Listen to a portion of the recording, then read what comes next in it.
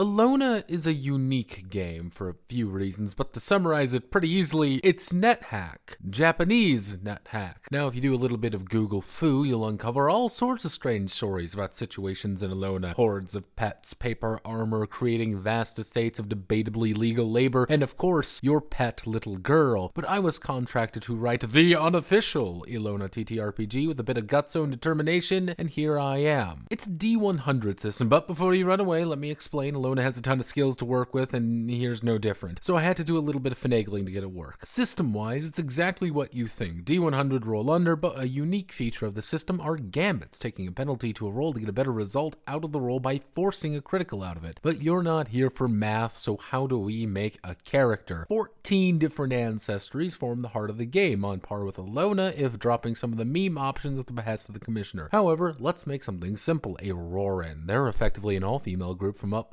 north, mostly used as NPCs, but we have the stats. All of these stats are recorded as things such as normal or good in Elona itself, but using some clever deductive skills, it actually is pretty simple to get the math behind it. Then we'll choose our class. There are a ton of classes actually, but I stood by keeping the tourist meme without compromise. So we'll be playing a Claymore, because hell yeah, Claymores, baby. This is the actual attribute chart, and this also reveals a fun and exciting fact about the Unofficial Elona TTRPG, because when I said it was a D100, I kinda lied. It's D1 to D9999. Just about every die is technically required in this game, which does make it physically unplayable at the table, but it is accurate to the game, fun fact. And here's our Claymore. Isn't she cute? Most skills in the game use these attributes as a baseline, and I mean every skill you find will be in some variety due to their nature. Long blades, for example, is strength plus dexterity times 2. So with our 13 strength and 8 dexterity, we'd have 29 base long blade. Adding in a few other skills and bonuses,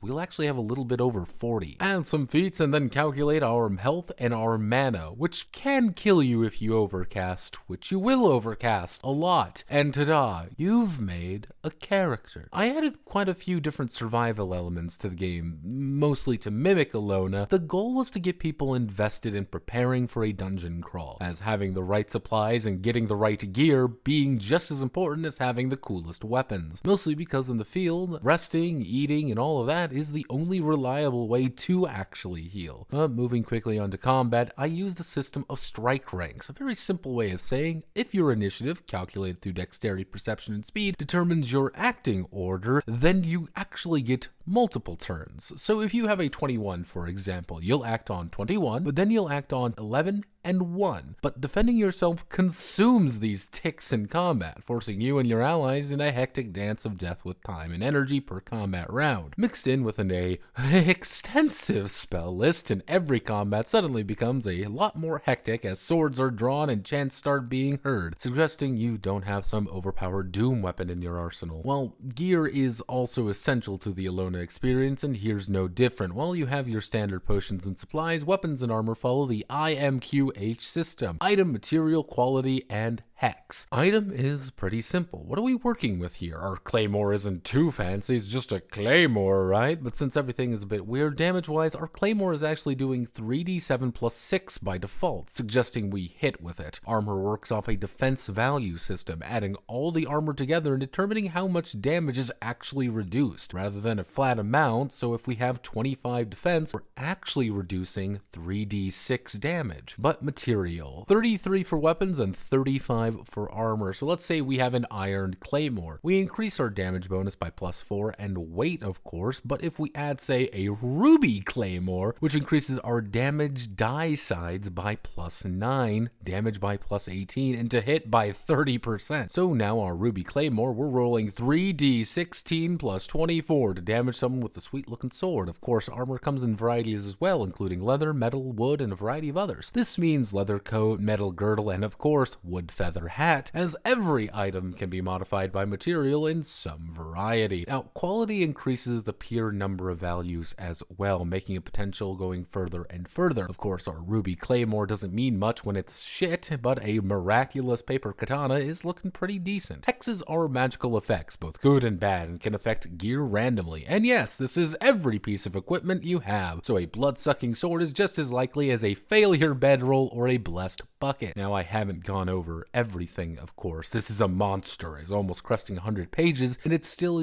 using tiny baby font to fit everything in it. But that's half the fun of Elona, right? Figuring out things all for yourself. All the links will be below as always. If you have any questions, don't hesitate to ask. My name is Notepad, and this was the unofficial Elona TTRPG. If you like what I do here, feel free to like, comment, and subscribe, and many thanks to the Earl Bankers Guild for funding these repeated descents into madness. Godspeed, good luck, and remember, arm, little girl.